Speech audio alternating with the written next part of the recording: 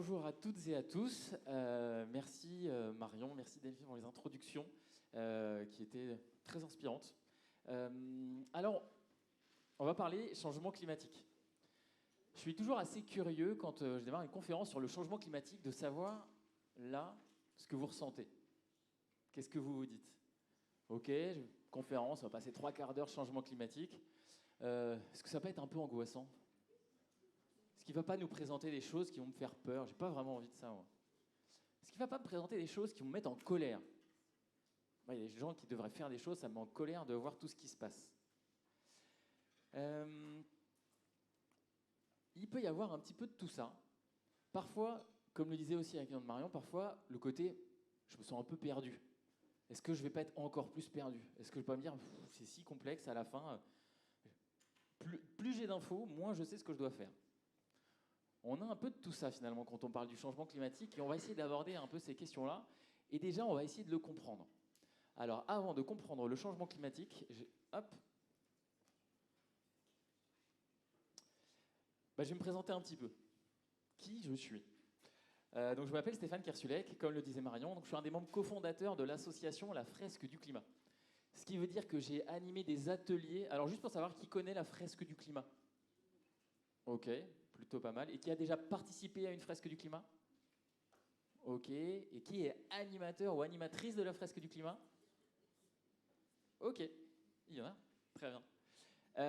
Ok.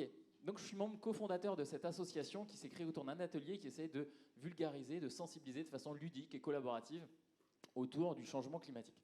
Donc j'ai cofondé cette association fin 2018 et ce qui veut dire que j'ai animé des centaines de fresques du climat. J'ai sensibilisé des milliers de personnes. J'ai animé des dizaines et des dizaines de formations. J'ai organisé des ateliers pour des fresques géantes pour des centaines de personnes. Ça fait 4 ans que je n'ai pas pris l'avion. J'essaye manger moins de viande. Dire ok, voilà, il est un peu chiant, dis donc, il fait presque un peu l'écolo parfait. Ça, c'est aujourd'hui. Ça n'a pas toujours été comme ça. Loin de là. Moi, j'ai découvert ces sujets-là fin 2017.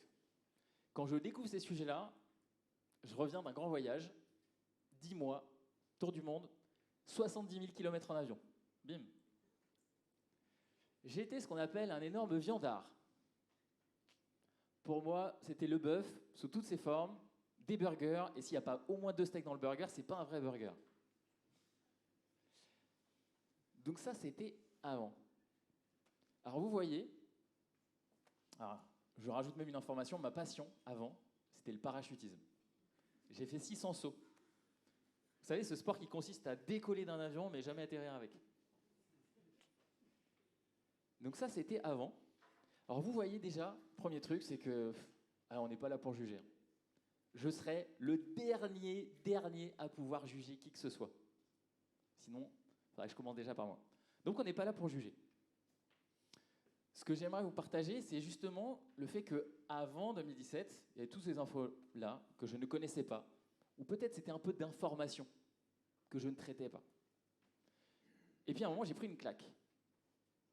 Suite à ça, j'ai changé un certain nombre de choses. Et dans une grande générosité, j'ai décidé de vous partager cette claque. Mais on va la faire en toute bienveillance, je vous rassure.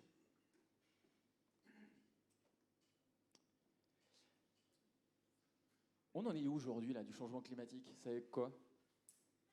Et hier, j'ai regardé un petit peu, je me suis dit, tiens, je vais regarder l'actualité. Qu'est-ce qui se passe en ce moment? Espagne, une énorme sécheresse. Peut-être que vous avez déjà vu cette photo d'un pédalo qui est bien seul au niveau d'un lac, on a l'impression que c'est un pédalo dans un désert. C'est le sud de l'Espagne. Ça, c'est ce qui se passe au Canada en ce moment. Il y a des centaines de départs de feu, dont une bonne trentaine qualifiés de hors de contrôle. Ça, c'est ce qui se passe. Ça, c'était la semaine dernière. Rwanda, c'est aussi un peu en République démocratique du Congo, des inondations, pluies diluviennes, 130 morts. Et puis cette information, peut-être passée un peu inaperçue, mais l'année dernière, pour la première fois, il y a eu 65 cas autochtones de dingue. C'est-à-dire qu'en fait, on a des maladies tropicales qui n'ont pas été importées sur le territoire, mais qui étaient présentes avec des virus sur le territoire dans le sud de la France. Que fait le monde face à ça? On fait des COP. Prochaine COP, la COP 28 à Dubaï. C'est ce monsieur qui va en être le président. Il se trouve qu'il est le PDG d'une compagnie pétrolière.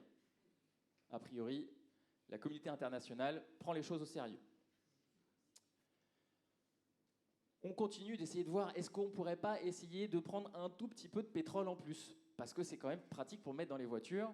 Alors, on essaye de continuer à faire des grands projets. Au passage, on passe dans quelques zones naturelles.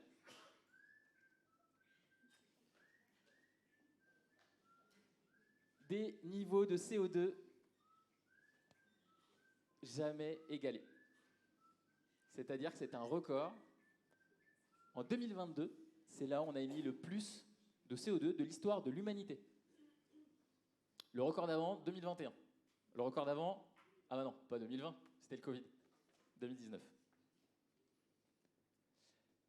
Et puis on apprend que la Chine, qui essaie de faire plein de choses, elle construit plein de centrales à charbon, à peu près au rythme de 2 par mois sur l'année dernière. Donc tout est sous contrôle. Alors, voici une petite animation qui permet d'essayer de comprendre la dynamique. Parce que là, on voit une photo à date, on pourrait se dire, bon, finalement, des catastrophes naturelles, ça arrive un peu tout le temps, c'est aussi un peu normal. Ça part de la fin des années 1850, à peu près au niveau de la révolution industrielle. Et on regarde les anomalies de température. Quand c'est blanc, ça veut dire que ça ne bouge pas trop par rapport au normal. Et quand plus ça fonce, plus ça veut dire qu'on a des températures un peu anormalement chaudes dessus. Ce qu'on voit, c'est plutôt que ça s'emballe. C'est-à-dire pendant un moment, c'était plutôt stable. On voit, ça réchauffe un petit peu. Pas partout pareil. On voit, c'est pas rouge. Il y a même des endroits où c'est bleu. Il fait même un peu plus froid qu'en 1850. Ça, c'était l'été dernier. Pareil, ville du Canada, pas de chance. Encore. Super canicule. Ça, c'était un mardi 29 juin, un mardi. Super canicule. Mercredi, un feu qui se déclare. 1 heure après, un village rasé. Plus de village. Alors ça, c'est une vidéo qui, si la technique et les dieux de la technique ont envie, ça démarrera. Mais généralement, les dieux de la technique, ils n'aiment pas trop les vidéos. En plus, elle n'est pas marrante, celle-là. Peut-être que vous allez quand même avoir le droit à la vidéo pas marrante.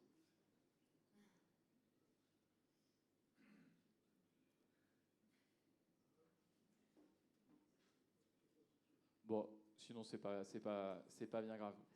Je crois que le message passe de toute façon. Ah, monsieur bricolage. Alors, quels outils? Quels outils? Mais ça, on va en parler après. Bon, on peut reprendre. Sincèrement, c'est pas bien grave. Ok. Alors, ça, c'est une vidéo, moi, je trouve assez impressionnante, sur les inondations. Les inondations qu'il y a eu au Pakistan l'année dernière, les inondations les plus importantes qu'il y ait jamais eu de l'histoire du pays. À peu près 1700 morts, 250 000 habitats détruits et quelques dizaines de milliers d'hectares agricoles partis sous les eaux. Ça, c'était 3 photos, il se trouve, que j'ai trouvées prises le même jour, le 9 août de l'année dernière. Ça, c'est l'embouchure d'un des plus grands fleuves, enfin le plus grand fleuve de France, un des plus grands fleuves d'Europe, la Loire. Ça, c'était là une photo satellite de l'Europe le 9 août. Vous voyez, il n'y a pas beaucoup de vert sur cette photo, hein. Pas énorme. Et ça, on a beaucoup d'images en tête. Ce qui s'est passé en Gironde, des incendies absolument gigantesques. Alors tout ça, ça venait d'où? C'est qu'on a eu des canicules assez importantes. Il se trouve qu'à l'été 2022, l'année dernière, il y a une trentaine de villes, donc là il y en a 22, qui ont battu leur record de température, leur record de chaleur. Rennes, par exemple, a battu son record de température le 18 juillet de l'année dernière. Avant, c'était 40,1, qui datait de 2019, et le 18 juillet, on est passé à 40,5. Petite station à Saint-Jacques-de-la-Lande, qui mesure la température. Et là, donc c'est la température à l'ombre, 40,5. Et là, vous voyez un petit peu tous ces records qui ont été battus. Et on voit Arcachon en rouge, c'est justement là où il y avait ces grands incendies. Et on voit qu'il y avait une canicule particulièrement importante.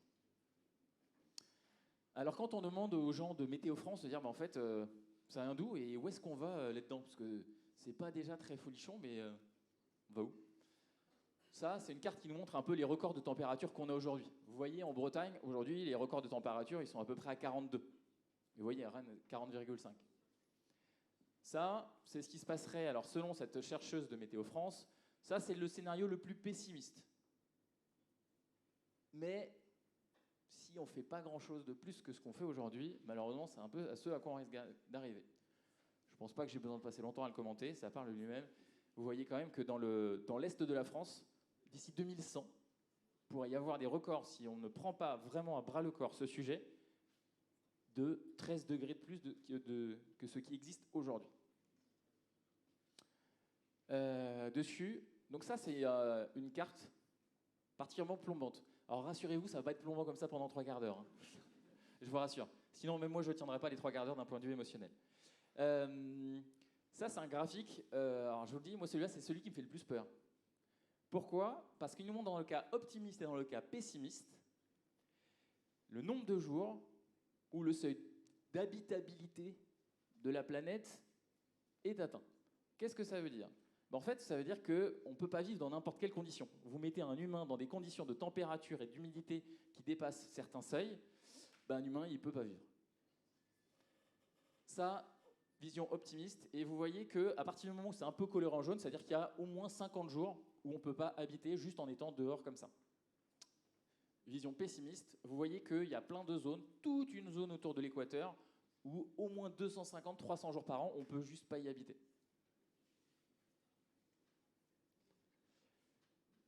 Alors, on l'a fait vite, hein, mais les panoplies des conséquences sur le changement climatique, en fait, il y en a plein. Et pour ceux qui ont fait une fresque du climat, vous allez vous y retrouver. En fait, on parle de quoi? On parle de la hausse de la température dans les océans, de la hausse de la température de l'air, évidemment, de la propagation de vecteurs de maladies. On parle également des submersions, d'incendies, fonte des calottes glaciaires. Vous voyez, à gauche, il y a le Groenland, à droite, l'Antarctique. On parle également de problématiques liées à l'eau douce. Je pense qu'en ce moment, c'est un sujet, tout le monde en a particulièrement conscience. On parle également de la fonte des glaciers un peu partout dans les montagnes. On parle des crues, des inondations. On parle de la montée des eaux, des problématiques de courants marins. Ça, généralement, ça parle un petit peu moins, mais les courants marins qui pourraient un peu s'affaiblir. On parle également des canicules, des problématiques du cycle de l'eau, des problématiques de l'acidification de l'océan, des cyclones, des sécheresses, le dégel du permafrost qui relâche des gaz à effet de serre, la fonte de la banquise, des baisses de rendement agricole. C'est un peu le problème avec le changement climatique, c'est un peu le jackpot de tous les événements climatiques extrêmes qui nous arrivent et qu'on est en train de dérégler. Et d'ailleurs, c'est pour ça que moi, je n'utilise pas trop le terme de réchauffement climatique, mais plutôt le mot de dérèglement. Vous voyez, là, quand on voit tout ça, on n'a pas vraiment l'impression juste qu'on réchauffe la planète. On sent plutôt qu'on est en train de la dérégler. Alors, que fait la communauté internationale par rapport à ça? J'étais un peu cynique en parlant des COP. Mais il y a un texte qui a été très fondateur, très important. C'est l'accord de Paris. Fin 2015, COP 21. Qu'est-ce que dit ce texte? Vous pouvez lire, hein, c'est une petite... c'est quelques dizaines de pages, mais en fait, il y a un paragraphe qui nous résume finalement l'ambition de ce texte, qui est contenir l'élévation de la température moyenne de la planète nettement en dessous de 2 degrés par rapport au niveau pré-industriel et poursuivre l'action menée pour limiter l'élévation de la température à 1,5 degré par rapport au niveau pré-industriel. Qu'est-ce que ça veut dire? En gros, de combien la Terre va se réchauffer entre 1850 et 2100? De combien la Terre va se réchauffer en 250 ans? En fait, c'est ça l'accord de Paris. Et l'objectif de l'accord de Paris, l'ambition, c'est de se dire il faudrait vraiment qu'on fasse nettement en dessous de 2 degrés et si on peut, il faudra essayer de tenir l'objectif de 1,5 degré. Alors, de combien de degrés on s'est déjà réchauffé? On sait que 1,5, c'est le max qu'il faudrait faire dans l'idéal. Et ben on est déjà à 1,1.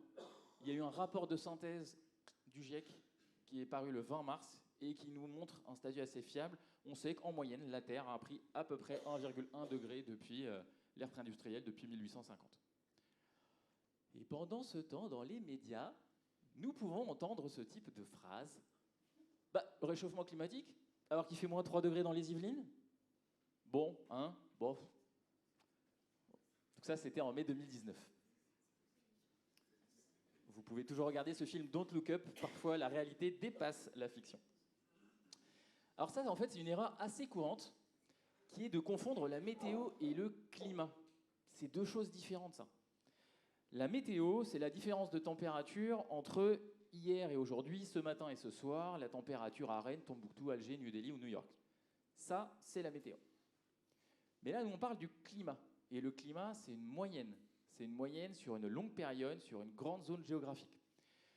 L'erreur que faisait le journaliste Pascal Praud en parlant de moins 3 degrés dans les Yvelines, c'est un peu la même erreur que ferait un élève qui voit son professeur distribuer les copies, rendre les copies d'un devoir. Le professeur triomphalement dit « Bravo, la moyenne du devoir de toute la classe a augmenté ». Et l'élève qui répond « Ça m'étonnerait, moi ma note elle a baissé ». C'est la même chose. Donc là, en fait, on parle de moyenne. Qu'est-ce que ça veut dire? Eh bien, ce que je vous propose, c'est de vous présenter une petite image pour essayer de percevoir ce que c'est que les degrés à l'échelle du climat.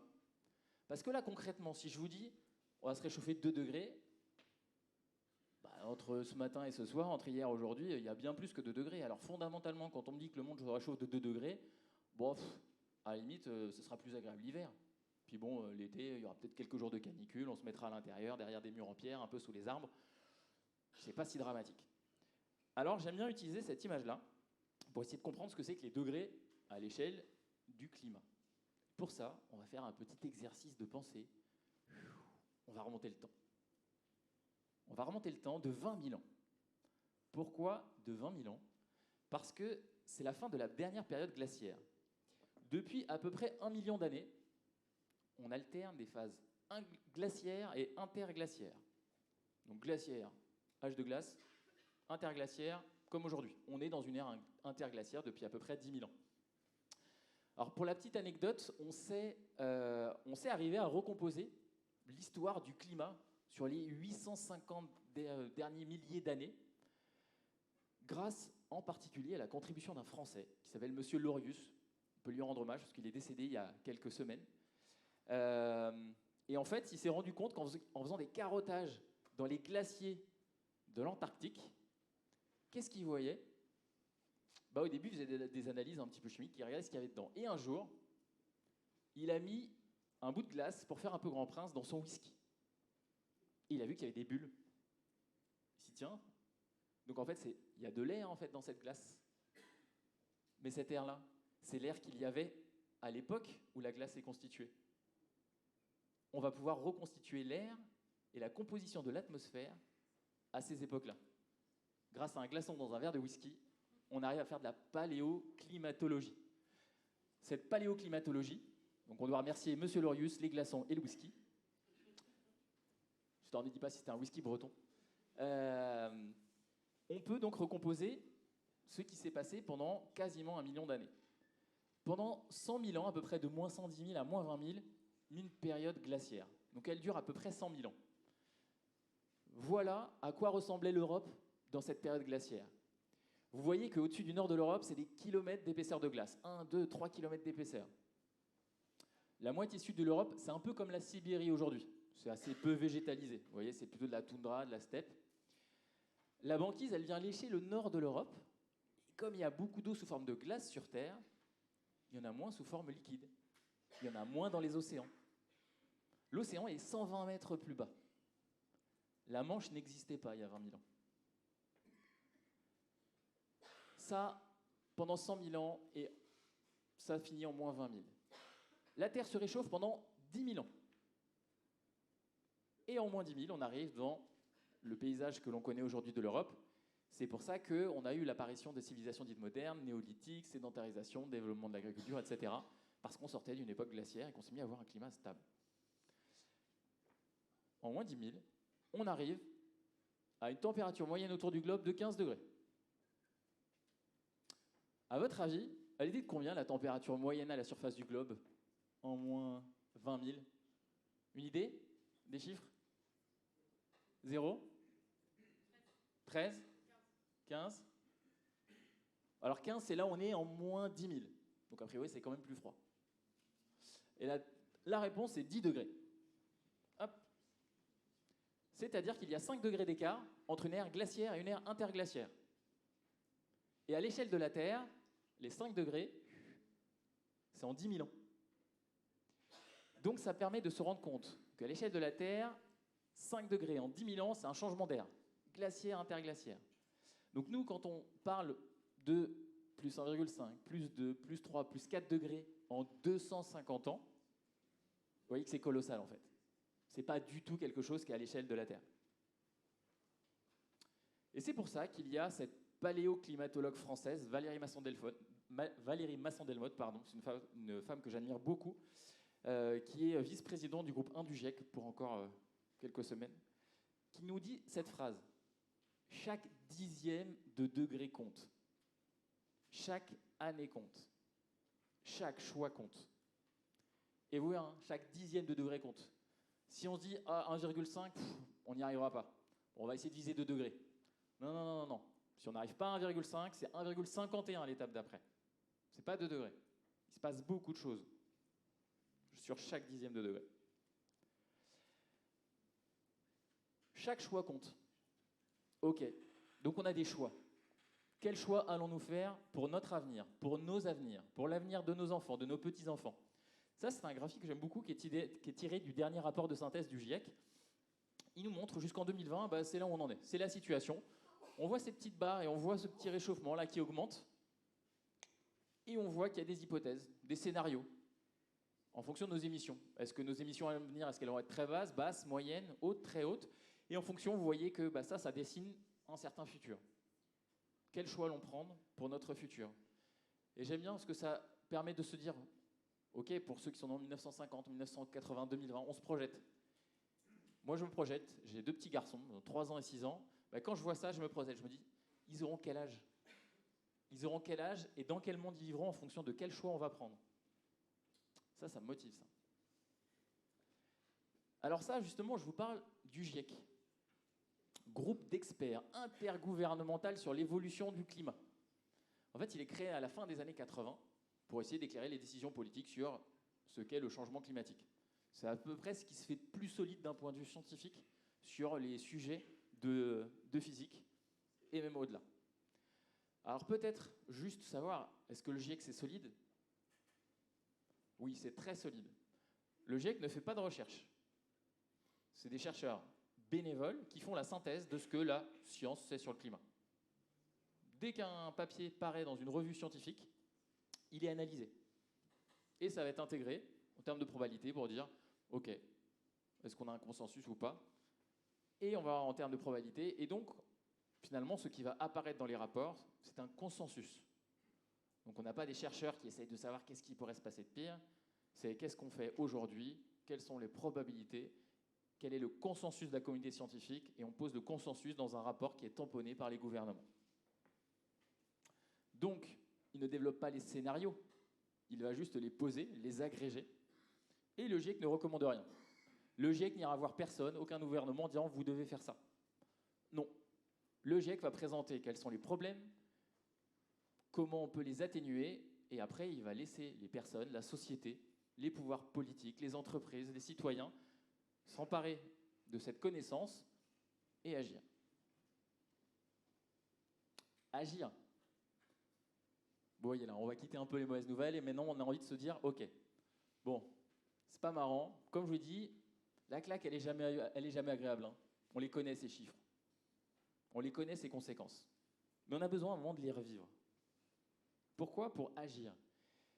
Il y a toute une tradition philosophique qui nous parle des émotions comme étant le moteur principal du changement, le moteur principal des actions. Sans émotion, finalement, on a de l'information, mais qu'on ne traite pas. L'information, elle reste dans la tête. C'est au moment où elle fait vivre des émotions qu'elles vont nous permettre d'agir. Alors, on va se remonter les bras. Les manches, vous voyez, j'ai déjà fait, je suis prêt. Et quand on va agir, moi, mon conseil, ce que j'aime bien, c'est d'essayer de se donner un cap, une boussole, de se poser la question du pourquoi, ce qui a déjà été partagé tout à l'heure. Et je trouve que c'est absolument fondamental, parce que si vous ne vous posez pas la question de pourquoi vous avez envie d'agir, bah, vous risquez d'avoir des actions qui ne seront pas forcément très cohérentes Et puis, vous n'allez pas forcément avoir ce qui va vous ancrer dans votre effort, dans votre volonté, dans votre motivation d'agir. Votre boussole, elle vous appartient. Tout le monde n'a pas la même. Il y en a, j'en connais, leur boussole, c'est leurs enfants. Moi, ça fait partie de ma boussole. J'ai 2 enfants. Je sais que quand je les regarde, j'ai besoin de me dire, j'agis, je fais quelque chose. Je ne pourrai pas supporter leur regard plus tard si je n'ai pas agi. Il y a une autre boussole aussi, moi, qui me tient à cœur. La vie, pour l'instant, c'est quelque chose d'unique dans l'univers. Elle est née il y a 3,8 milliards d'années sur Terre. Et quelque part, ça me ferait un peu mal de me dire que là, moi, en ce moment, j'essaie pas de faire quelque chose qui permette d'éviter un effondrement de la vie sur Terre.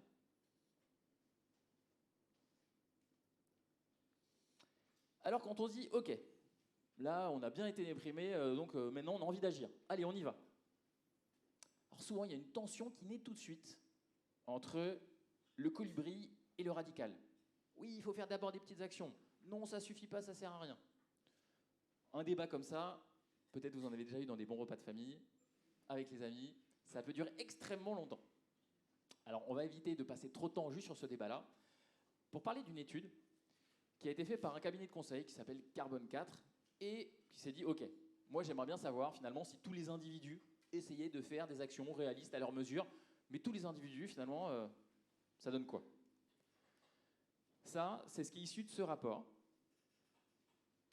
Alors, ce graphique, il est un peu compliqué, vous n'avez pas besoin de rentrer dans les détails. Finalement, ce qu'on va retenir de ce graphique, c'est si tout le monde, tous les individus faisaient toutes les actions qui étaient à leur portée, même celles où il faudrait investir un peu d'argent pour le faire, comme de la rénovation du bâtiment, isoler son bâtiment, etc., on arrive à peu près à 25% de l'objectif à atteindre.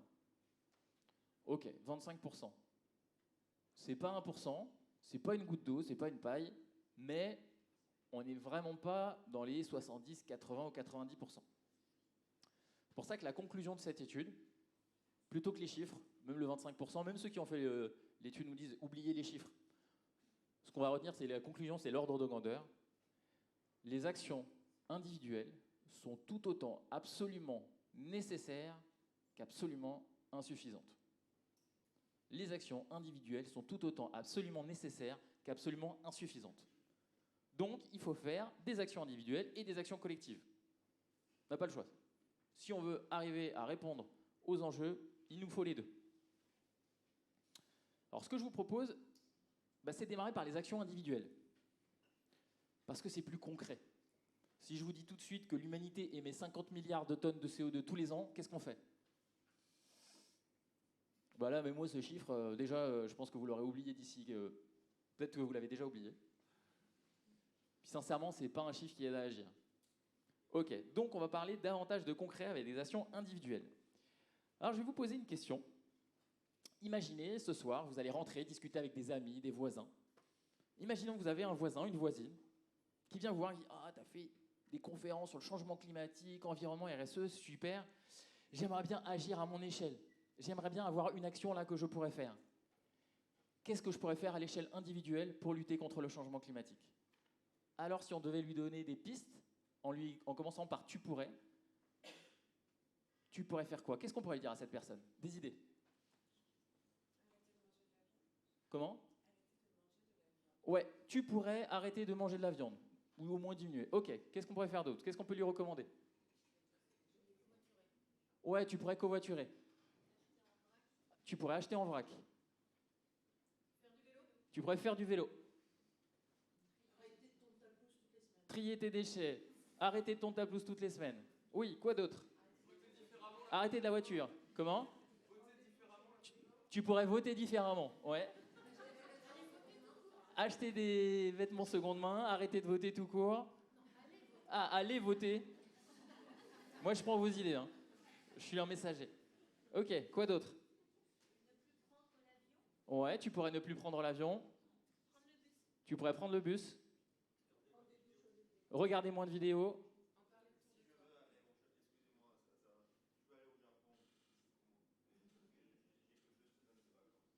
Ok, donc on imagine effectivement, votre voisin il vous dit ça, il dit moi si je veux aller au Japon, je fais comment? J'ai que 2 semaines de vacances. Ok. Il y avait une autre remarque, une autre idée? Tu pourrais baisser le chauffage. Tu pourrais en parler autour de toi. Tu pourrais arrêter de fumer. Ok. Bon, on va s'arrêter là parce que je vois que vous avez plein d'idées, donc là, ça... Très bien, tant mieux. Alors, qu'est-ce qu'il va vous dire votre voisin si vous arrivez avec tout ça? Et il va vous dire, oulala, alors franchement, c'est très bien. Tu m'as donné plein d'idées. Par contre, moi, je ne vais pas pouvoir tout démarrer. Là, j'ai vraiment envie de faire. Tu m'as donné plein d'idées. J'ai vraiment envie de les faire. Mais comme tu m'as donné plein d'idées, moi, je ne peux pas tout faire d'un coup. Je ne vais pas y arriver. J'ai vraiment envie de faire celle qui a le plus d'impact. Est-ce que tu pourrais me dire, parmi tout ce que tu m'as conseillé, quelle est l'action qui a le plus d'impact? Alors, à votre avis, parmi tout ce que vous avez cité, quelle est l'action qui aurait le plus d'impact? Qu'est-ce qu'on répond à son voisin? Alimentation. Ouais. Alors, transport. Moins de voitures. Construire des avions électriques.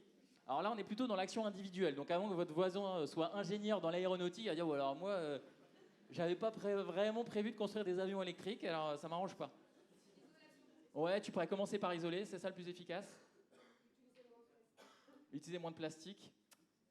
Bah, vous voyez que là, si je fais un grand débat entre vous tous pour dire, bah là, il faut se mettre d'accord parce que notre voisin, il a besoin d'une action. Alors, il y a déjà un début de réponse que j'ai entendu. Déjà, c'est contextuel.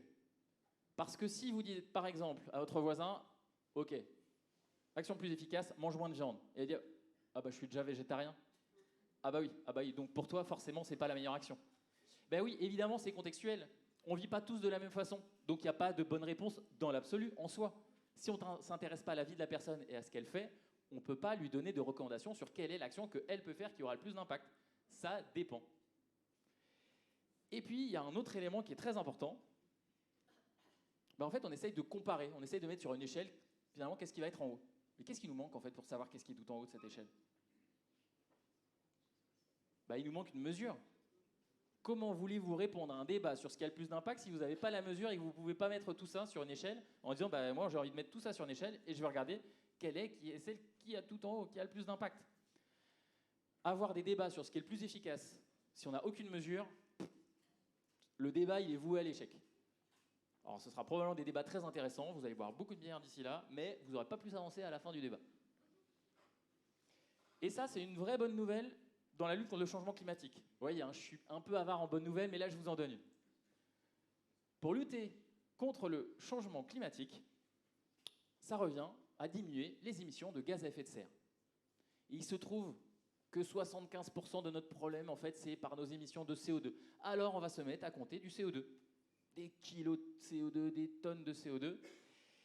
Et puis, il n'y a quand même pas que le gaz à effet, il y a quand même pas que le CO2 comme gaz à effet de serre. Il y a aussi du méthane, du protoxyde d'azote, et des gaz à effet de serre avec des noms encore pires. Je ne vais pas vous les donner. Même si le protoxyde d'azote, vous le connaissez probablement sous un autre nom.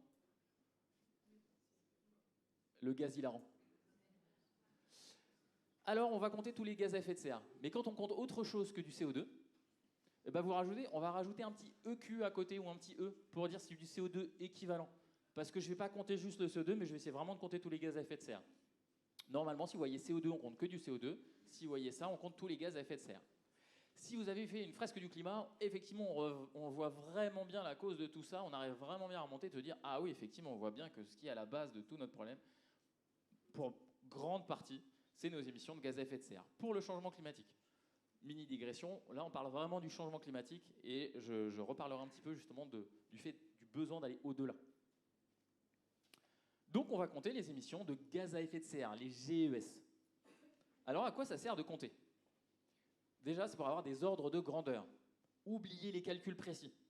Parfois, quand je donne un ordre de grandeur et que je dis oui, c'est par exemple 2 tonnes, et on me dit non, mais c'est 2,1, on s'en fiche un peu. Ça se trouve, c'est peut-être 1,8, c'est peut-être 2,2, on a l'ordre de grandeur. C'est vraiment ça qui est important. Quand on veut classer sur une échelle, nous, ce qui va nous intéresser, les ordres de grandeur. D'ailleurs, il n'y a aucun scientifique qui va se mettre derrière le pot d'échappement de toutes les voitures qu'il y a sur la planète pour savoir sur chaque voiture, sur votre voiture, combien est-ce que vous émettez de CO2. Non, ce n'est pas très intéressant. Nous, ce qu'on veut, c'est l'ordre de grandeur, ça suffit.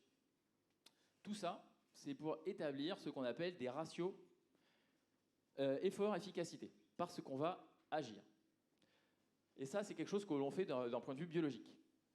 Je fais juste une petite digression, Marion, pour savoir le timing qui reste à peu près.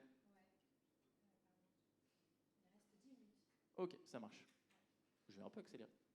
J'ai encore plein de choses à vous dire.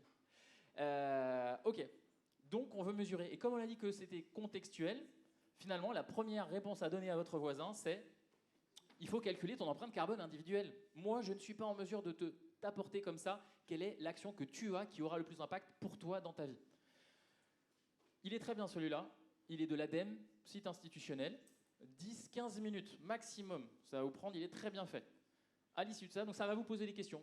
Comment vous mangez, comment vous vous déplacez, comment vous consommez, comment vous chauffez, etc. Et vous allez obtenir un joli camembert avec qu'est-ce qui a le plus d'impact, qu'est-ce qui en a moins, etc. Et votre cerveau, il fait un super truc. Il fait des ratios effort-efficacité. Derrière ce terme barbare, qu'est-ce qui se passe dans votre cerveau? Je veux être efficace, je regarde quel est le plus gros morceau du camembert. Votre cerveau, il dit, oula, c'est difficile à faire. Je vais regarder le deuxième morceau du camembert, etc. Jusqu'à trouver le morceau du camembert qui est assez important, mais qui me paraît être un effort assez gérable. Vous voyez, ça, c'est ce que fait notre cerveau. Mais tant que vous n'avez pas fait ça, finalement, vous ne pouvez pas traiter cette information. Alors, l'empreinte carbone du français moyen, c'est à peu près 10 tonnes. 10 tonnes de CO2 équivalent par an, par personne. Qu'est-ce qu'il y a dedans? Il y a des déplacements, de la consommation alimentation, la partie du chauffage en particulier, tout ce qu'il y a dans les habitations, les logements, toute notre consommation, ce qu'on va acheter. Et ça, c'est la dépense publique. Bah oui, en fait, on va prendre une quote-part de la recherche, de l'investissement, de l'éducation, de la santé, etc. Et vous voyez, à l'échelle de la France, par exemple, que la voiture, c'est vraiment là où on est, c'est ce qui nous cause le plus de problèmes en France. C'est là où on émet vraiment le plus de gaz à effet de serre. Vous voyez que les postes qu'on a, et c'est pour ça qu'on les entend, et finalement on se rend compte, ah oui, il a raison. Je comprends maintenant pourquoi on me parle de la voiture, je comprends pourquoi on me parle de l'avion, je comprends pourquoi on me parle du chauffage. Vous voyez un peu les produits, vous voyez l'avion, la consommation. Mais non, on comprend un peu mieux quand on voit ce graphique pourquoi on nous parle de tout ça. Sauf que ce graphique, c'est une moyenne. Et comme toute moyenne, en fait, il y a des disparités. Ce qu'on appelle les inégalités climatiques. Alors, il y en a plusieurs types. Celle-là, ce graphique-là, il nous permet de comprendre qu'à peu près 10%, les 10% les plus riches de la planète émettent à peu près 50% des gaz à effet de serre et que les 50% les plus pauvres de la planète émettent à peu près 10% des gaz à effet de serre. Il n'est pas inutile de rappeler qu'un SMIC net en France, il fait partie des 10% les plus riches de la planète. Ok. Maintenant, ça c'est la photo de là où on est aujourd'hui. Si on veut respecter l'accord de Paris, en 2050, ce 10 tonnes, il doit devenir 2 tonnes. Il faut diviser par 5. En gros, il faut mettre tout ça dans ce petit truc-là. En gros, ça veut dire qu'il faudrait déjà arriver à diviser par 2 d'ici 2030. Ok, donc il faut des actions individuelles, on l'a vu. Et vous voyez, de passer par les actions individuelles, on fait son empreinte carbone, on comprend mieux les ordres de grandeur, on comprend mieux ce qui réchauffe, etc. Mais maintenant, on sait très bien. Les actions individuelles, c'est très bien, mais il faut aller au-delà. Effectivement, ce que tu disais tout à l'heure dans l'introduction. Ça veut dire quoi, aller au-delà? Ça veut dire qu'on a un budget carbone global à respecter. Slide un peu compliqué, je vais très vite. En gros, on a émis tout ce qui est en bleu. En gros, on a émis à peu près 2560 milliards de tonnes de CO2 depuis l'histoire de l'humanité. Et nous, si on ne veut pas dépasser 1,5, en gros, on n'a plus que 400 à émettre. Si on le dépasse, on sait qu'on va dépasser. Et on émet à peu près 40 tous les ans. Vous voyez, avec ce chiffre-là, on sait que dans 10 ans, à 67% de chance, déjà, on sait qu'on ne tient pas les 1,5 degrés. C'est ce qu'on appelle le budget carbone. Et puis, c'est bien de maîtriser quelques notions. Neutralité carbone, ça, c'est des termes qu'on entend. Alors, à l'échelle d'une entreprise, normalement, ça n'a pas vraiment de sens d'une structure, parce que la neutralité carbone, elle est à l'échelle globale, éventuellement à l'échelle d'un pays. C'est le moment où on se dit, OK, je regarde ce qu'on va être capable d'absorber, et la nature, potentiellement, si l'humanité arrive à développer des technologies pour absorber un peu de carbone, et ça me donne qu'est-ce que je peux émettre comme carbone. C'est la neutralité carbone. Donc, c'est jamais zéro carbone, rien n'est zéro carbone. Mais ça évite effectivement d'entendre quelques pubs qui disent ah, ma société elle est elle est neutre en carbone. Bon souvent c'est parce qu'on plante des arbres à l'autre bout du monde. J'ai pas le temps de rentrer dans les détails. On pourra toujours parler si à un moment il y a un petit temps d'échange, mais pas une très bonne idée. Enfin pas une très bonne idée. C'est pas mauvais à faire, mais c'est pas du tout ce qu'il faut faire pour lutter contre le changement climatique maintenant. Il faut diminuer les émissions. Ça juste c'est graphique. Vous voyez juste que ça, la différence entre ces deux graphiques, C'est quand on regarde en France, est-ce qu'on va compter le téléphone qu'on vient d'acheter là? Il a été fabriqué en Chine, je le compte où? Chez les Chinois ou chez les Français? Eh ben, dans le graphique de droite, on va le compter chez les Chinois. On dit non, moi je compte que ce qui est fait sur le territoire. À gauche, on dit bah ouais, c'est nous qui l'avons acheté, donc on va peut-être le compter de notre côté. Souvent, les gouvernements vont plutôt parler de ça. Ils vont dire ah, regardez ce qui est sur notre territoire, c'est là où on a des leviers, donc on va parler de ça. Et donc sur les dernières dizaines d'années, par exemple, en France, on va plutôt dire ah ça a baissé. En fait, si on délocalise, ça on baisse. Mais du coup, ça le fait monter ailleurs. Donc, il faut toujours faire attention à ce petit différentiel, et pour ça qu'on parle d'empreinte carbone. Bon, finalement, la technologie, elle pourrait pas nous aider un peu, hein? Ah, c'est vrai, là, on a beaucoup d'efforts à faire. Ça, c'est le plus grand projet de captation de carbone. On séquestre du carbone. 2021, c'est la plus grande structure au monde qui capture du carbone. Bonne nouvelle, 4000 tonnes de CO2 par an. L'humanité émet 4 millions de tonnes de CO2 par heure. Il y en a une et c'est la plus grande aujourd'hui. Alors, il y a des projets qui ont avancé, mais on se dit, OK, si la technologie peut nous aider, c'est bien. Mais on ne va quand même pas tout miser dessus. Et puis en plus, quand on rend des systèmes efficaces, on va dire, ils sont hyper bons pour optimiser les choses. On va rendre les choses plus efficaces, c'est sûr.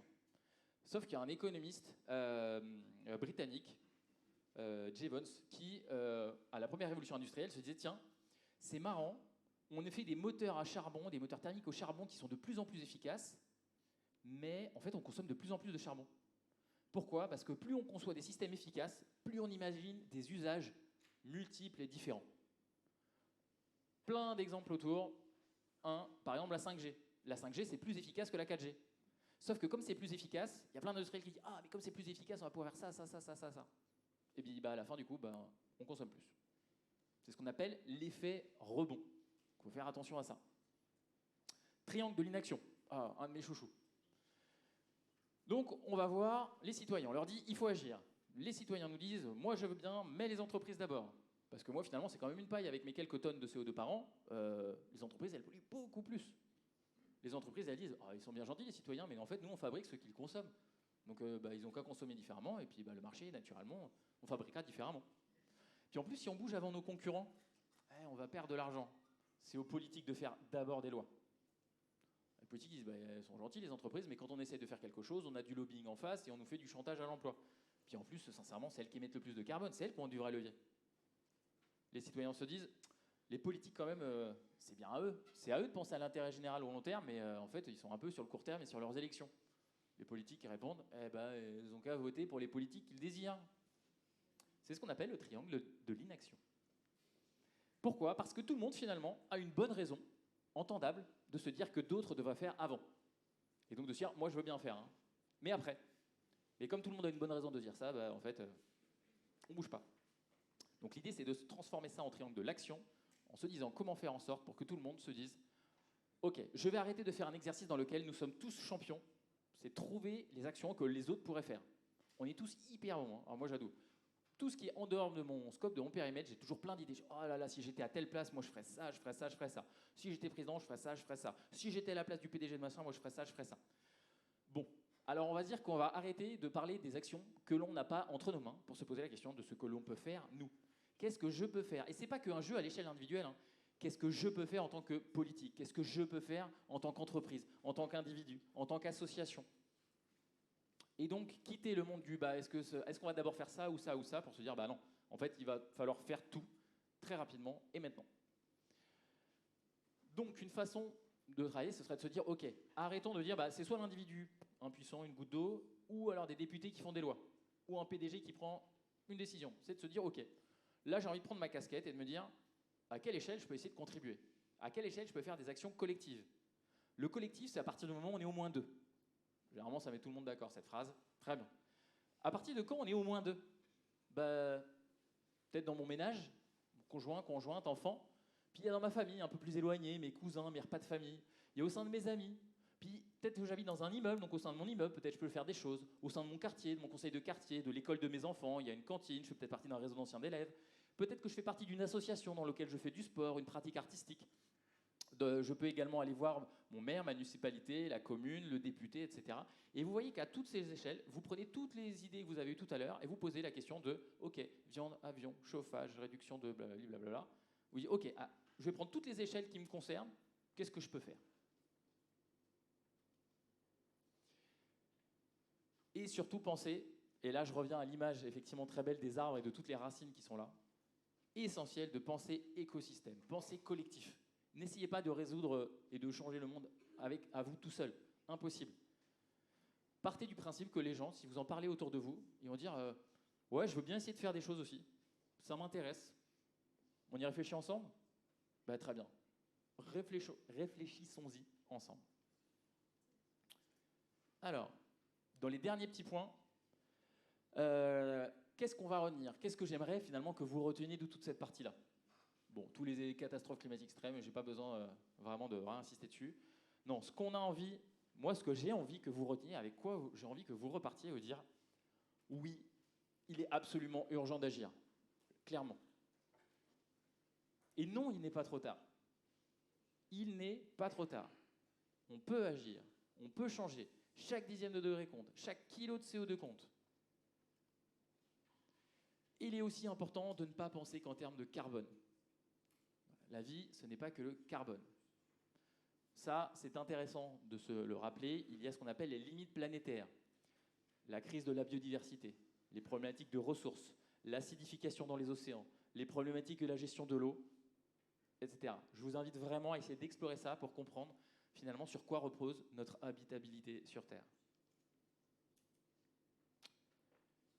Accepter qu'il y a de l'éco-anxiété. Oui, l'éco-anxiété, finalement, c'est juste ressentir des émotions face au changement climatique, face aux impacts qu'ont les activités, nos activités humaines, sur l'environnement. J'ai lu un livre il n'y a pas très longtemps qui disait, mais en fait, l'éco-anxiété, c'est de l'éco-lucidité. Ben oui. Dites-vous que si vous ressentez ces émotions, vous n'êtes pas tout seul à les ressentir. Vous n'êtes pas tout seul. Partagez-les. J'aimerais bien terminer avec cette citation d'un livre que j'aime beaucoup, qui s'appelle « Plutôt couler en beauté que flotter sans grâce » de Corinne Morel-Darleux. J'observe avec bienveillance et espoir d'autres formes de mobilisation collective et individuelle s'inventer. J'y contribue quand cela me semble sensé, et je suis de plus en plus persuadé que face à l'urgence des catastrophes en cours, il ne s'agit plus de froncer le nez. Toutes les initiatives sont à encourager. Peut-être doivent-elles désormais être évaluées non plus uniquement à l'aune de leur efficacité future, mais aussi à celle de leur sincérité et de la dignité qu'elles apportent au présent.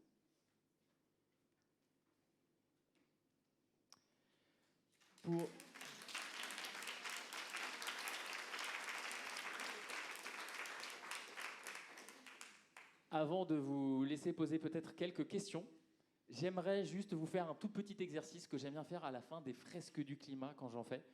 C'est un petit exercice qui est tout bête mais que j'aime bien parce que je trouve que ça nous permet de nous mobiliser tous ensemble, de nous donner un élan commun d'énergie pour terminer un moment. Alors ce que je vous propose, ça va être de tous lever vos mains comme ça en face de vous. Pour ceux qui le peuvent, pour ceux qui le veulent.